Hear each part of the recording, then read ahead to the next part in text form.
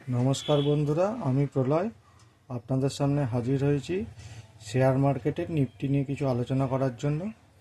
প্রথমেই আমি যেটা বলি এই চ্যানেলে, যে নিফটি সামনের সপ্তাহে কেমন যাবে তা কেউ, বা কালকে সোমবারে কেমন যাবে কেউ এটা বলতে পারে না। যারা বলে যে আমরা ঠিক বলে দিচ্ছি, অ্যাকচুয়ালি তাদেরও ভুল হয়, আর ভুল হওয়াটাই স্বাভাবিক, এটাই নিয়ম। কারণ শেয়ার মার্কেটে একটা বাজারগত ঝুঁকি থাকে, যেটা কেউ অ্যাভয়েড করতে পারে না। কাজেই সেই দিক থেকে দেখতে গেলে, যে আমাদের যদি আমরা ট্রেড করি, সেখানে আমাদের লস করার যে হতে পারে বা লস করার ক্ষমতা অর্জন করা উচিত। তো বিশেষ করে আমি অপশন ওয়ান লট বায়ারের ক্ষেত্রে বলি, এখানে হচ্ছে প্রিমিয়াম যেটা আমরা বাই করি সেই প্রিমিয়ামটা শূন্য হয়ে যেতে পারে, সেক্ষেত্রে আপনার পুরোটাই লস হয়ে যেতে পারে। এইটা একটা বড় রিস্ক, যেটা সবসময় বলা হয় যে অপশান বায়াররা লিমিটেড লস, কিন্তু লিমিটেড লস হলেও যে ইনভেস্টমেন্ট থাকে তার পুরোটাই লস হয়ে যায়, মানে প্রিমিয়ামের বেসিসে। তো সেক্ষেত্রে এর রিস্ক আমি যারা সেল করে কল অফ বা পুট অপশন, তাদের থেকে অনেক বেশি হাই বলে মনে করি। তো আমি যেহেতু অপশন ওয়ান লট বায়ার এর ইন্ট্রোডিউস করেছি, সেই জন্য আপনাদেরকে বলবো যে অপশন বায়ারের ক্ষেত্রে রিস্ক বেশি, ঝুঁকি বেশি। সেই জন্যই আপনারা নিজেদের বিচার বুদ্ধি প্রয়োগ করে আপনারা ট্রেড করবেন। আপনারা কে কি বলল, টিভিতে কি বলল, কি কোনো ইউটিউব চ্যানেলে কে কি বলল, সেই হিসাবে আপনারা ট্রেড নেবেন না। আপনাদের বিচার বুদ্ধি প্রয়োগ করে আপনাদের টাকা, পারলে একজন ফিনান্সিয়াল অ্যানালিস্টের পরামর্শ নিয়ে তবে আপনারা ট্রেড করবেন। দেখুন, আমি অনেকের ভিডিও দেখি ইউটিউবে, বিশেষ করে অনেকের ভিডিও দেখি যারা শেয়ার মার্কেটের ডেলি কার বেসিসে ভিডিও আপলোড করে। কেউ 3টে করে, কেউ 4টে করে, কেউ 1টা করে, কেউ 2টো করে। সবারই আমি মানে অনেকেরই ভিডিও শুনি, এবং আমার নিজের কিছু অ্যানালিসিস আছে, যেটা আমার দীর্ঘদিনের অভিজ্ঞতা, সেই থেকে আমি শিখেছি এবং শেয়ার মার্কেট নিয়ে যথেষ্ট পড়াশোনাও করেছি। এনসিএফএমের অনেকগুলো সার্টিফিকেটও আমি একটা সময় হোল্ডার ছিলাম, একসঙ্গে 7টা সার্টিফিকেটের। তখন ম্যাক্সিমাম 9টা পর্যন্ত সার্টিফিকেট অ্যালাউ করা হতো। তো এইগুলো বলার এখানেও জায়গাও ঠিক না, আর নিজের ঢাক আমি পেটাতেও চাই না। এখানে আমি দেখুন সবারই ভিডিও দেখি, যেটা বললাম সবারই, মানে কি আমার যতটা সম্ভব মনে হয়, যাদের যাদের মনে হয় তাদের ভিডিও দেখি, কিন্তু যখন ট্রেড করি তখন আমার রিস্ক অ্যাপেটাইট হিসাব করে আমার নিজের সিদ্ধান্ত অনুযায়ী আমি ট্রেড করি। সেক্ষেত্রে আমার লসও হয়, আবার লাভও হয়, দুরকমই থাকে। কোনো সময় লাভ হয়, কোনো সময় লস হয়, কারণ মার্কেটের এটাই হচ্ছে বেসিক নিয়ম। কারণ একটা সময় দেখবেন আপনারা যে একই প্রাইসে কেউ সেল করছে, কেউ বাই করছে, মানে কেউ ভাবছে যে এটা কমে যাবে, আবার কেউ ভাবছে এটা বেড়ে যাবে। তো বায়ার সেলার থাকার জন্যই কিন্তু মার্কেট। এবার কোনো দিন বায়ারের দিকে বেশি থাকে, পার্টিসিপেশন থাকে, কোনো দিন সেলারের দিকে বেশি পার্টিসিপেশন। যেদিকে বেশি থাকে সেদিকেই সাধারণত বাজার ঝোঁকে, বা পরবর্তীতে আরও এই বিষয়ে আর একটু কথা বলবো।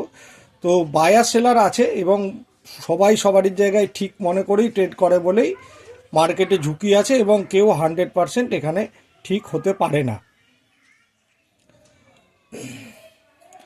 তো দেখুন, আপনারা অনেকেই জানেন যে সেবির নতুন নিয়ম না চালু হয়েছে, এবং যে আমাদের উইকলি ইন্ডেক্স অপশন এক্সপায়ারি ছিল, যেমন ধরুন ব্যাংক নিফটি, ফিন নিফটি, মিড ক্যাপ নিফটি, এগুলো সব বন্ধ হয়ে গেছে। এখন উইকলি এক্সপায়ারি ক্ষেত্রে আমরা এনএসসির ক্ষেত্রে নিফটি, আর সেন্সেক্সের ক্ষেত্রে ব্যাংক নিফটি, বিএসসির ক্ষেত্রে, আরেকবার নতুন করে বলছি, এনএসসির ক্ষেত্রে নিফটি এবং বিএসসির ক্ষেত্রে সেন্সেক্সের ইন্ডেক্সেরই উইকলি এক্সপায়ারি হয়। তো কয়েকদিন ধরে দেখা যাচ্ছে যে এই নিয়ম চেঞ্জের কারণে যে ডেলি যে ভোলাটিলিটি সেটা অনেক কমে গেছে, এবং এক্সপায়ারি ডেটে, যেটা উইকলি এক্সপায়ারি ডেট বলতেই আমি এটাই বোঝাচ্ছি, যে নিফটির বৃহস্পতিবার, সেন্সেক্সের শুক্রবার, সেই দিনই আমরা একটা বড় বড় মুভমেন্ট দেখতে পাচ্ছি। বাকি কদিন একটা নির্দিষ্ট সীমার মধ্যে মার্কেট ঘোরাফেরা করছে, সেটা 100 থেকে 150 পয়েন্ট, এবং সেখানে প্রিমিয়াম এমনই থাকছে যে অপশন বায়ারদের ক্ষেত্রে লাভ লসের পরিমাণ বেশ কম হচ্ছে বা হচ্ছে না, বা যেটা বৃহস্পতি শুক্রবারে যেটা মুভমেন্ট হচ্ছে নিফটি সেন্সেক্সের এক্সপায়ারিতে, সেখানে আমাদের হয়তো স্টপ লস খেয়ে যাচ্ছে। তো মার্কেট এখন ডিফিকাল্টিসের মধ্যে দিয়ে যাচ্ছে, এবং সেবির নতুন নিয়মগুলো যত আস্তে আস্তে ইমপ্লিমেন্ট হবে, যেমন লট সাইজ বাড়ানো, এগুলো আস্তে আস্তে কিন্তু আমাদের মার্কেটে কিন্তু নতুনভাবে ট্রেডিং একটা মুভমেন্ট শুরু হয়ে গেছে, সেটা যতদিন না এই প্রসেসটা কমপ্লিট হচ্ছে এবং তারপরেও সমস্ত ট্রেডার অ্যাডজাস্ট যতক্ষণ না হচ্ছে এই ইয়ের সঙ্গে, নতুন রুলসের সঙ্গে, ততদিন কিন্তু এরকম একটা ভোলাটিলিটি চলার চান্স আছে। এবং আমার মনে হচ্ছে সেটা চলবে বেশ কিছুদিন। আপনারা ধরে রাখতে পারেন যে এপ্রিল মে পর্যন্ত সমস্ত রুলস, যে 5টা নিয়ম চালু হয়েছে সেগুলো লাগু হয়ে যাবে। কাজেই অ্যাডজাস্ট হতে আস্তে আস্তে যত রুলসগুলো অ্যাড হতে থাকবে, তত আরও নতুন রকমের আমরা সিনারিও দেখতে পাবো, নতুন রকমের মুভমেন্ট দেখতে পাবো। কাজেই এখন মার্কেটের আমার হিসাব অনুযায়ী হচ্ছে প্রফিট করা, হয়তো প্রচুর প্রফিট হয়েও যেতে পারে, আবার লসও হয়ে যেতে পারে। কাজেই এখন একটু রিস্কটা একটু বেড়ে গেছে। সেই হিসাবে আমার মনে হচ্ছে যে আপনারা আপনাদের নিজেদের বিচার বুদ্ধি প্রয়োগ করে তবে ট্রেড করুন।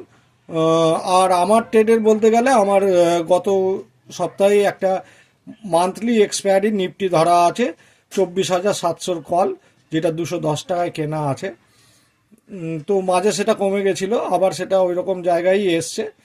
তো দেখা যাক, আমি কন্টিনিউ করব যেহেতু আমার উইকলি এক্সপায়ারি আছে। তবে এটা আমি কোনো রেকমেন্ড করছি না। আপনারা বিচার বুদ্ধি প্রয়োগ করে মার্কেটের মুভমেন্ট যাচাই করে তবেই কিনুন, পারলে একজন এক্সপার্টিসের রায় নিয়ে তবেই ট্রেড করুন।